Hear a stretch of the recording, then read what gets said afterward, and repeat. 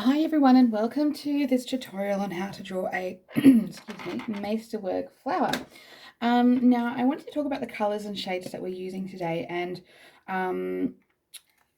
why we're choosing the shades that we are, especially if you're looking at like slightly altering the shades or the colours of the flower. There's a few basic like principles here, and the one that I just want you to stick with at the moment is that this is a very cool toned flower. Cool tones. Okay, there's not a lot of warmth. In fact, the only part that has a little bit of warmth is actually the center of the flower, where we've got a slight cream insert where the new petals meet in with the old petals. So I just want to keep that in mind. And there's actually a lot of difference between cool colors and warm colors. Okay, so and I'm going to show you right now. So give me 1 second. Okay, here we go. So it's when we look at the greys, so these are all by Prismacolor and they're all considered a grey. Okay. So we have 70% cool grey, 20% cool grey, and then we have a warm grey. So we can see that this does, like when you think about how the pencils make you feel, this does make you have a sense of warmth when it's put against these two. So I want you to think about cool tones and warm tones like the colors of the sun are like warm tones, and then colors in the shade are cool tones. So, reds, oranges, pinks, and things like that, they will have a lot of warmth to them. Colors that are more like, blues, and certain types of like lilacs and violets and things like that will be cool tones. So I want to keep that in mind, especially when you get up to the professional level of pencils like this.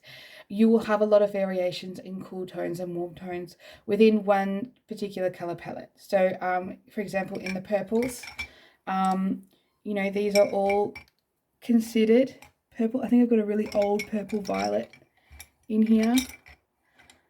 So you can see that these are all, in the world of purple, but there's a lot of different variations to them. And I just want you to keep that in mind, especially when we are doing a flower like this, a Masterwork, and it's a very cool toned flower. So just keep that in mind. And I've added like maybe 1 or 2 warm pencils just in case, but I highly doubt I'll even be using this aquamarine. I'll probably be sticking to, this sky blue light. In the greens, I've got this vert fonts and a really old green pencil at the bottom. And don't forget that most of my drawings I will do burnishing of some kind, and because we have a very cool toned picture, the burnishing today is going to be done with a white pencil. So they are the range of pencils that we're using today, and I'll move that little warm grey out because we don't want it. So let's get started. Again, always start with a sharp pencil and have a pencil that has one of these cool little erasers in the back. Now these are actually from Pencil AU. I'm not sure where else you can get them from, because they actually were the people that introduced them to me. They're called Black Wing, and this is the pearl grey lid. And the reason I like them so much, I can't actually pull it out. That's hilarious. Okay, so basically you can pull that out, but I actually don't think I've ever pulled this eraser out yet, so it's still quite bound in quite tight. If I grab one of my other pencils that I have used quite a lot, yep, that one comes out really easily. So that just means that you can actually shimmy up that eraser quite comfortably and pop it in like that. So that's really, really handy. But we're going to use this one today. There's no really much reason to my madness. So let's get started. Make sure you've got your downloadable copy downloaded, or if you have purchased one of the kits, make sure you've got that instructional next to you ready to rock and roll. Okay, so just clear off my page a bit. Okay, so first we're going to start with sort of a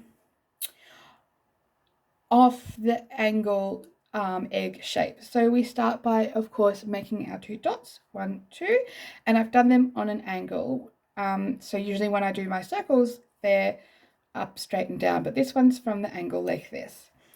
Next, I'm going to slightly just mark out very lightly my outline for this shape. It is a very unique shape in that it is not a circle and not an oval. So we just want to make sure we get it right. And if you're using this first up drawing as your masterpiece, you want to make sure that everything is light and sort of marked out like this. So we have our shape sorted before we start drawing the actual lines. And that way any errors are easily hidden. Connect all of those together. Okay, next we will do the bottom, and it's the same again. It's slightly off kilter. It has a flat base down here and it scoops into here. So I want to make sure I have a nice sort of flouncy shape, nice and full at the bottom. And I want to make sure that it flares in like so. Now remember that flowers are never perfectly symmetrical, okay? So don't stress if it doesn't look perfect. In fact, I don't want your shapes to be perfect when drawing flowers. Okay. So next we're going to do the left-hand side, and basically what we're going to do is about a third of the way down, we're going to have a nice scoop. So think about drawing a C, like that. Then we're going to sharply come down like this. We're going to come out like that. And now we're going to join the two lines together like so, and erase any irrelevant lines or oversights.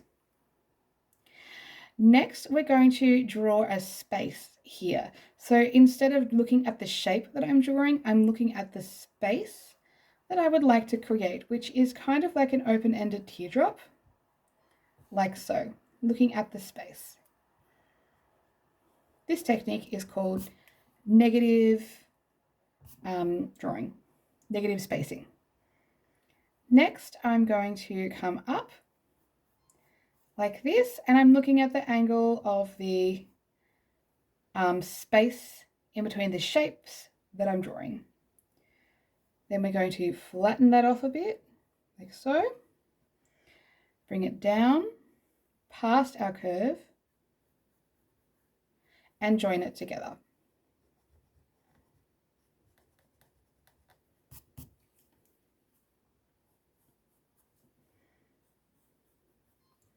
Okay, so our shape is looking fairly odd at the moment, and that's okay. Our pictures are never meant to be perfect straight off the bat. Okay, so next we're going to start cutting into it. You don't have to be too perfect with this. If you follow the basic larger shapes as a guide and then start carving it to how you see fit. If you are looking at an actual flower, then great, use this as a guide as to how to represent that overall arching shape and then refine it to the flower that you're actually drawing. Remember to keep a loose hand when drawing this because we don't want to be too stiff. We want to have nice, natural, soft lines. And of course, as we go, erase those base lines that we've done, revealing something that might represent the final picture. And again, it doesn't have to be perfect because we're still just doing our base drawing. Like so. Okay, next we'll do the same down here. We will make this a little bit more flowery and less static.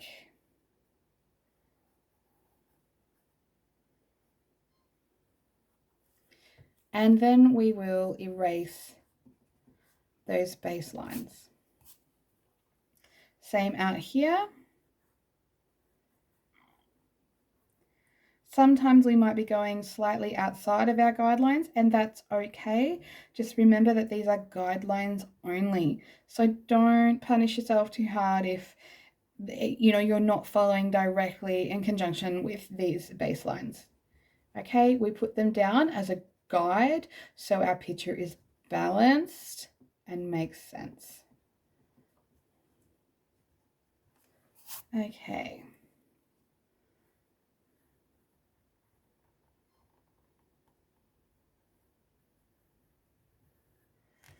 Next we do this bottom shape, and again we're just cutting into it, getting a slight petal shape here at the bottom.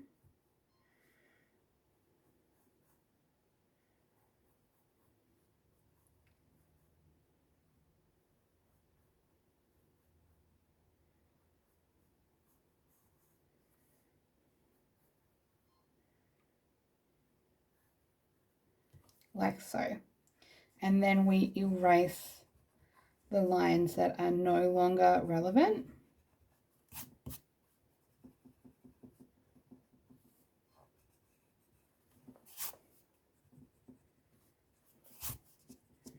Okie dokie.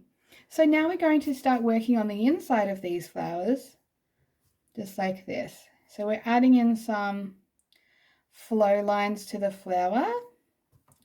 It's very basic in its nature because we don't want to add too many lines because we're going to cover this with color anyways. So we just want enough to, get some more perspective on what it is we're trying to achieve here.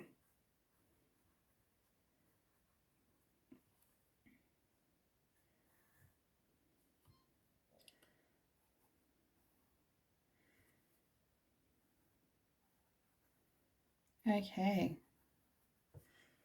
Alrighty, so next we're going to start adding our color. So what we're going to start with is a basic wash of the lightest gray we have in our palette. And I will sharpen my pencil so I have a sharp point, okay? Like so. We always want to have a sharp point. Now we're working on the top half of this flower, so I will just try and erase as many guidelines as possible. I'll grab my pencil and I will shade in my flower.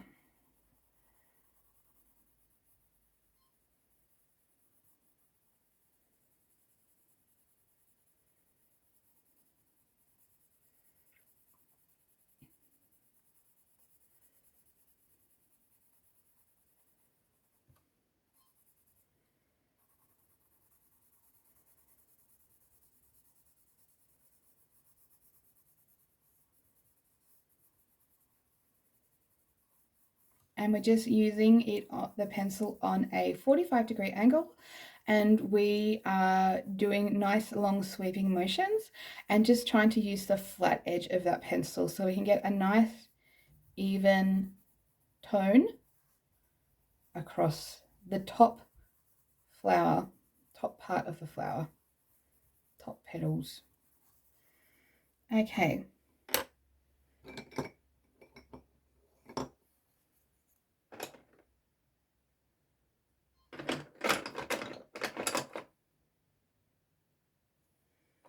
Okie dokie. So next we're going to grab our 70% cool grey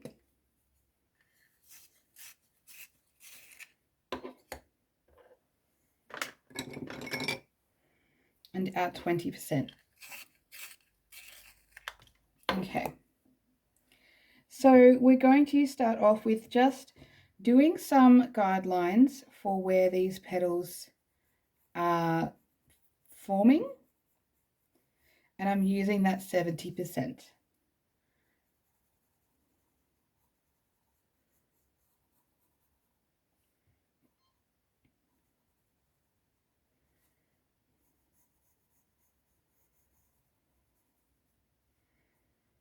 I'm going around the outsides as well.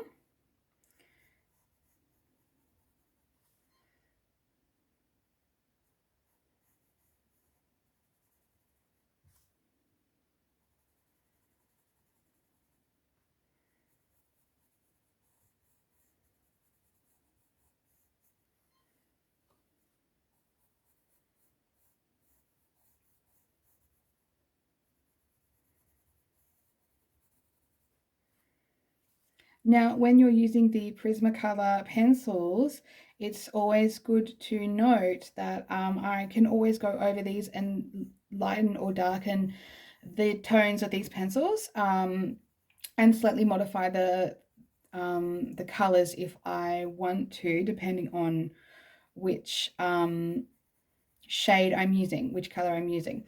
So as long as I'm pressing lightly at the start to achieve this, then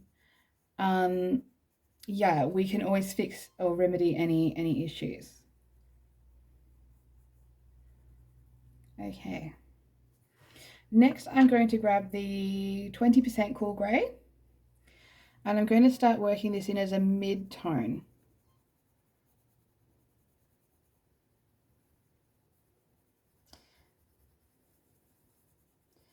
I'm using a little bit more pressure because I want to blend the 70% grey and the 20% grey together. I'm not so much focusing on what I'm doing to that slight warm grey that I put in the center. I'm just focusing on blending these two cool greys together.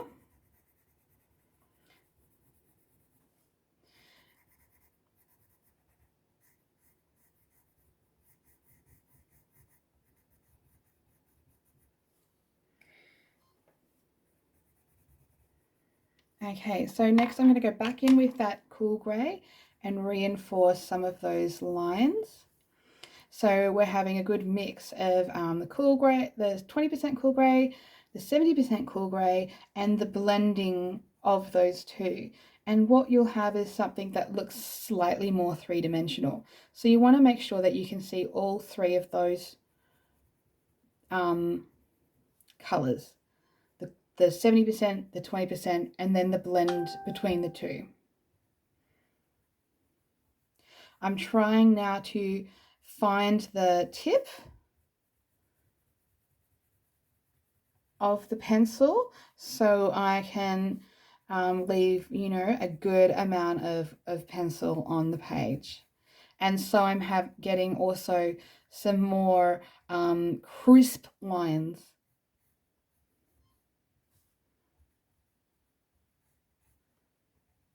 And by doing so, I'm also minimizing the breadth at which the point of this pencil touches the page. So the lines are somewhat a little bit finer.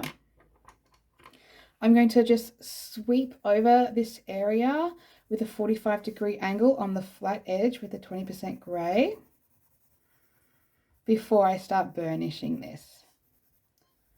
And I might even just jump back in with that warm grey just slightly, very, very lightly, because I want to make sure I have enough pencil on the page to actually burnish this these tones and to get that real sort of iridescent feel about it.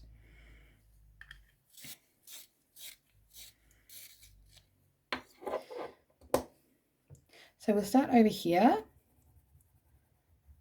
and I'm sweeping in the direction of the petal like this. And then I'm going to do this. So it's sort of like highlighting. So it's like if you're doing your makeup and you're getting the highlights on your cheekbones, it's where the light is hitting the face. It's the same for the pencil. It's the same for the flower. It's where the light is hitting the petals at the highest point or the closest point to the sun. So that's something that we just want to think about. It's not a sort of haphazard whack it on.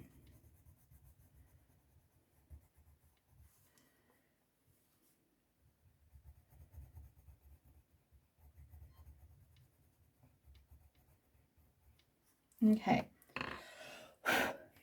I always try and blow away the excess pencil rather than sweep it with my hand, particularly with these soft pencils, because you'll end up just leaving a mark.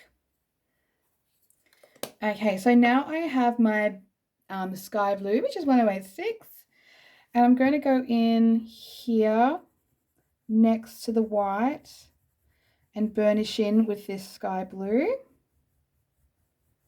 like so.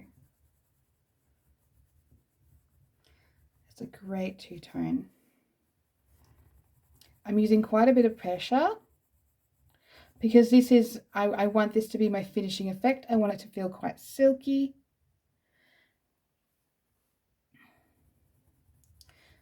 And we've already, like, I wouldn't go in straight away with this level of pressure. I would build up the layers of pencil first, and then gradually, as you start to build the layers of pencil, that's when you can start hitting the page running, so to speak. Okay, I'm going to go back in with that 20% grey. I still want that grey to be relevant, to make sure I picked up the right grey. It's really crucial that you sort out your greys, from the warm greys to the cool greys, because this is how you start getting these, you know, two-toned effects.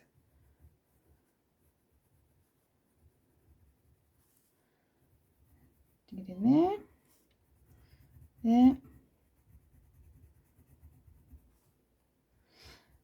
Now, if this is your first time using Prismacolor pencils, due to their nature of being so soft, I really strongly suggest that you use a very smooth Bristol paper rather than professional artist watercolor paper to learn how to draw these, because they are so soft. You need to understand how to temper the pencil, and they are very hard to sort of grind into the deep rivets of a watercolor paper. Whereas if you use a soft, smooth Bristol paper, it's a lot finer, and you won't have the challenges of trying to, you know, work that pencil in. Yeah, when you get more used to using these types of pencils, then head in for the watercolor paper.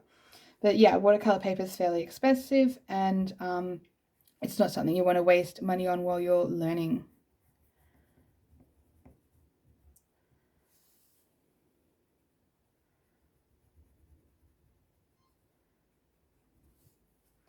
Right, so I'm becoming really happy with the final product of the top part of these leaves, the petals. I keep calling them leaves.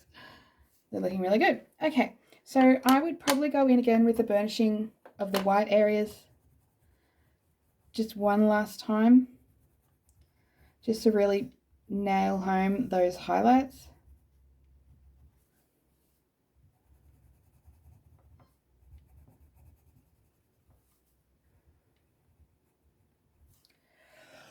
And that's starting to look really, really good. Okay, so next we're going to work on the lower petals. And what we're going to do is we're going to just select the petal colors. So I've got quite a few different choices here. Usually when I'm sort of deciding what am I going to match up to my flowers, I bring out sort of as many ranges of that shade or of that color that I think will match, and then the closer I get to drawing, I'll just pull them all out and have a look. So what we have here is quite a lot of pencils. Oh, okay, let me see if I can pull these around the right way for you. Okay, so I'm going to use the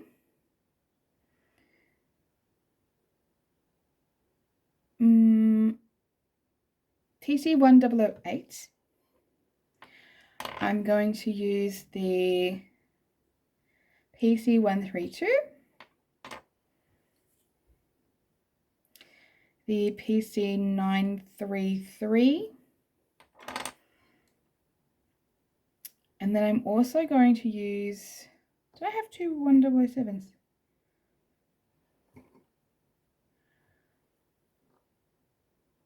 Then I'll probably use the 1007. Okay. I might just keep that Copenhagen blue as well on side. So I'm just going to sharpen my pencils before I begin.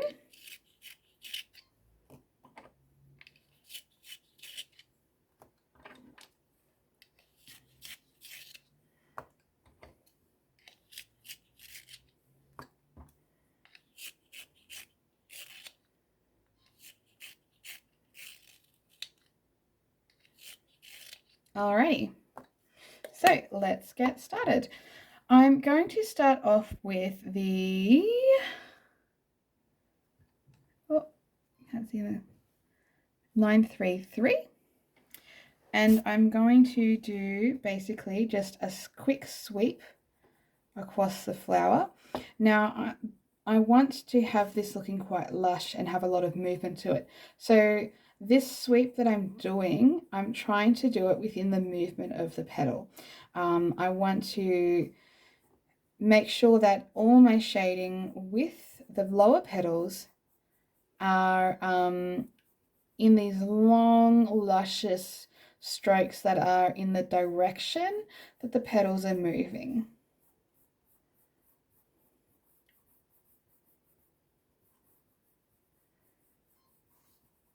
And again, it's just a thin layer. It's nothing too solid at the moment. We're only on the base layer of color. So we are being cautious about what we're applying. And it just means that if you do make any mistakes, you can rectify them later.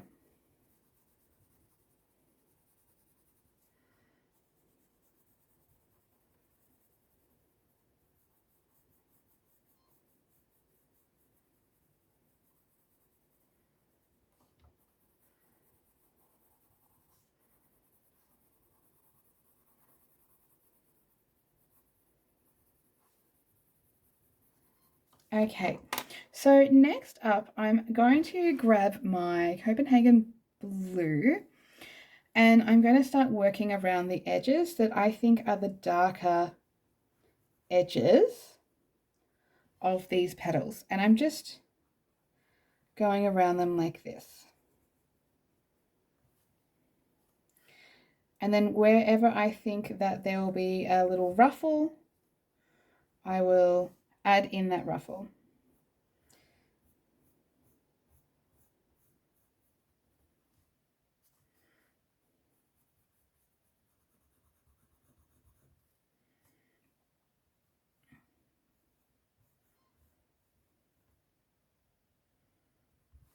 And I want you to think of these lines that you're doing as if they were being done with a calligraphy pen or a brush pen. So they'll have a thick area that tapers off to a thin area on each side of that thickness.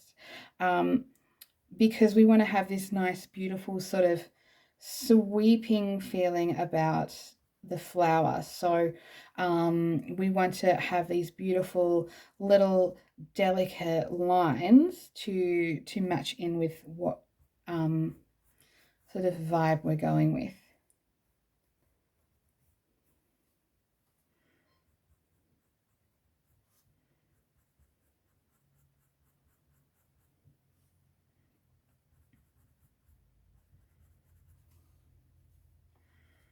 And I might actually add another one there. And I'll do a double line like this.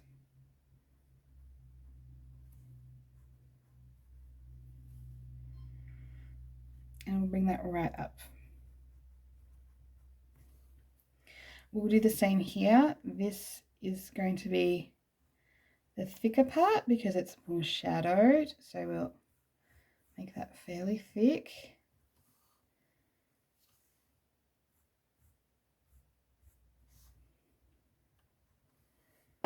Okay.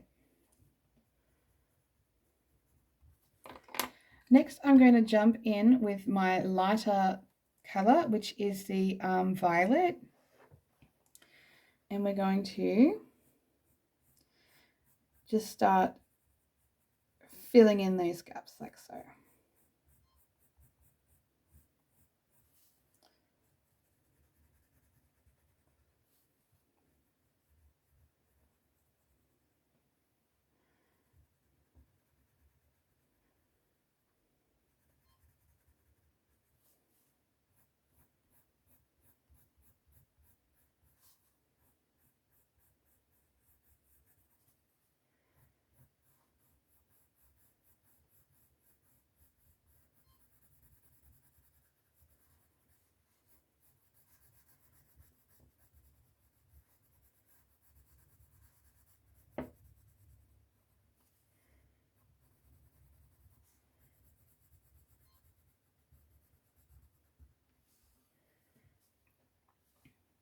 Now this flower will go up like this, the pull lines.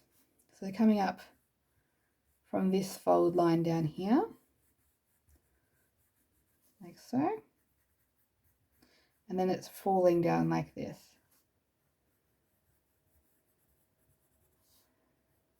Okay. I'm going to jump on in with this Violet Imperial, so it's slightly darker, slightly cooler. I might also, oh, yep, there it is. Got too many things hanging around my desk. Just sharpen it like a nice strong point. And we'll start going in and using this as a blending between the two. Oh, it's just that little bit too soft.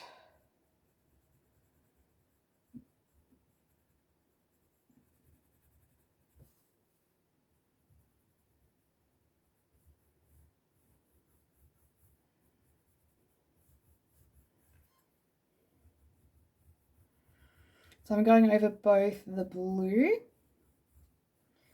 and the purple, and you'll find that they will start blending together really, really nicely.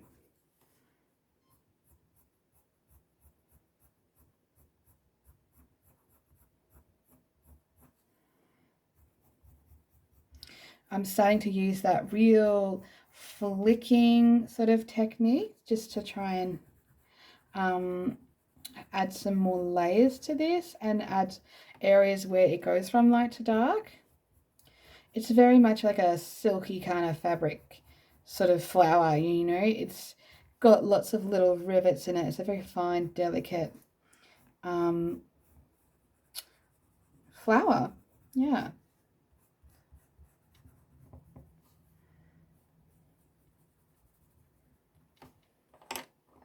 Now I'll go back to my light purple, my violet. Deep Palmy is what it says on the stick, on the pencil. And I'll start just adding in those highlights again.